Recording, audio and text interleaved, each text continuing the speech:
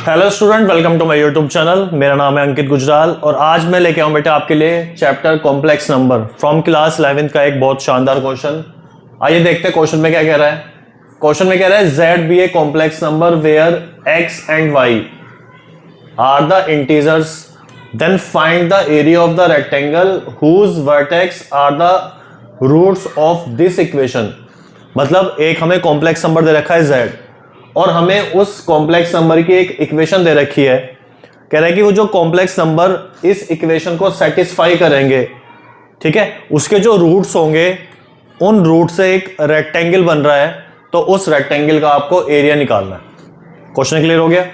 आपको जो complex number दे रखा है वो दे रखा है z is equals to X plus iota Y, और जो इक्वेशन दे रखी है वो दे रखी है z कॉन्जुगेट का cube plus z conjugate into Z का cube is equals to 350।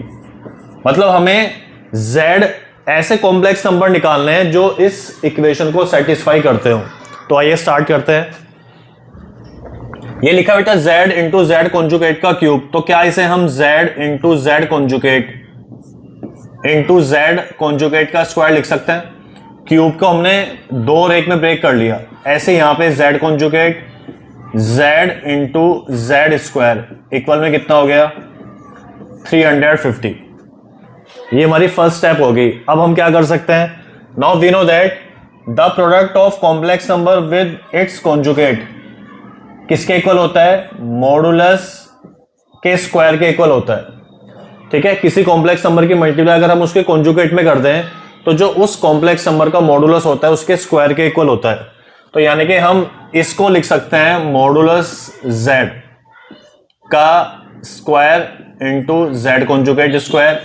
Same way में इसको लिख सकते हैं मॉडुलस z का square into Z square equal में कितना 350। इतना क्लियर है। अब यहां से कॉमन क्या आ रहा है, मॉडुलस z स्क्वायर कॉमन आ रहा है, तो ये हो जाएगा z कॉन्जुगेट का square plus z square equal में कितना हो गया बेटा 350।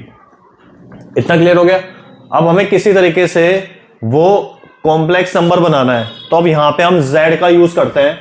अगर z बेटा x प्लस आयोटा वाई है तो इसका कॉन्जुगेट कितना हो जाएगा, इसका कॉन्जुगेट हो जाएगा x माइनस आयोटा वाई।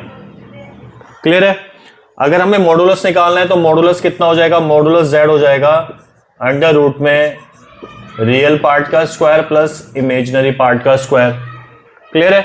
अब हमें जरूरत है z square plus Z conjugate के स्क्वायर की, तो इनकी स्क्वायरिंग करते हैं। तो z स्क्वायर हो जाएगा x का square, iota square is -1 minus के y square plus 2x iota y, और z कॉन्जुगेट का स्क्वायर हो जाएगा x स्क्वायर, ठीक है, प्लस का फिर माइनस यानी कि माइनस के y स्क्वायर माइनस के 2x आयोटा y, और जब इनको हम ऐड करेंगे तो z square plus z conjugate के स्क्वायर की वैल्यू आ जाएगी twice of x square minus के y स्क्वायर। ये सारी वैल्यू इस इक्वेशन में सब्स्टिट्यूट कर देते हैं। ठीक है, मॉडुलस z का स्क्वायर, मॉडुलस z ये रहा यानी कि x square plus y square, इसका सम आया था बेटा twice of x square minus के y स्क्वायर इक्वल में कितना 350।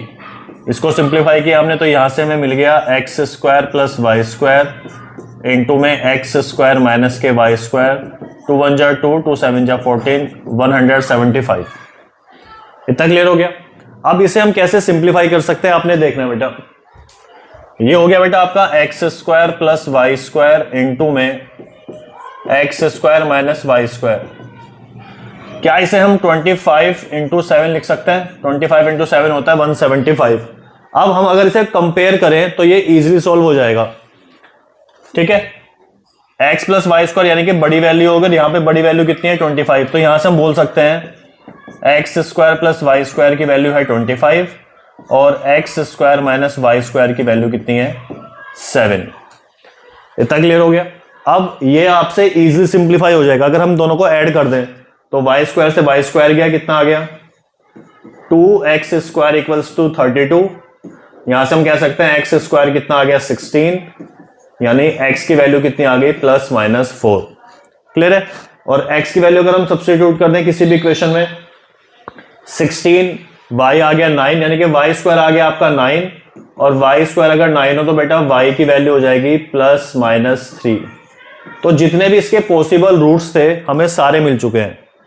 ठीक है, जो कॉम्प्लेक्स नंबर में एक्स वाई जो इंटीजर्स को डिनोट कर रहा है, लिखा था ना इंटीजर्स, तो जितने भी पॉसिबल इंटीजर्स थे हमें मिल चुके हैं। अब इसे अगर हम प्लॉट करते हैं तो देखते हैं कि रेक्टेंगल जनरेट हो रहा है नहीं हो रहा है। बात हो रही थी क्वेश्चन में रेक्टेंगल की। ठीक है, तो +-4 और +-3 का मतलब क्या हो गया, इसके रूट्स हो गए बेटा, एक तो हो गया +4 +3, एक हो जाएगा 4 -3, एक हो जाएगा -4 -3, और एक हो जाएगा -4 पे 3। क्लियर है, ये 4 वर्टेक्स आ गए। इसे अगर हम प्लॉट करें 4 पे 3 ये हो जाएगा, 4 पे -3 यहां पे आ जाएगा, -4 1 2 3 4, -4 पे -3 हो जाएगा, +3 सॉरी, और -3 हो जाएगा। अगर हम इसे ज्वाइन करते हैं तो ये बन जाएगा बेटा आपका रेक्टेंगल। क्लियर हो गया। अब वो कह रहा है इस रेक्टेंगल का आपको एरिया फाइंड करना है। अब एरिया का फॉर्मूला क्या होता है रेक्टेंगल का, L × B होता है। तो आपको देखना है कि लेंथ कितनी हो जाएगी, लेंथ मतलब यहां से यहां तक की लेंथ कितनी हो जाएगी। ये था आपका 4, ये था -4, तो लेंथ तो होगा इसकी कितनी बेटा, लेंथ होगा इसकी 8 यूनिट्स, और ब्रेड्थ कितनी हो गई, +3 ऊपर है -3 नीचे है, यानी कि ब्रेड्थ होगा इसकी 6 यूनिट्स। तो एरिया कितना आ गया बेटा, 8 × 6 = 48 square units. That means option A is your right answer. Thank you.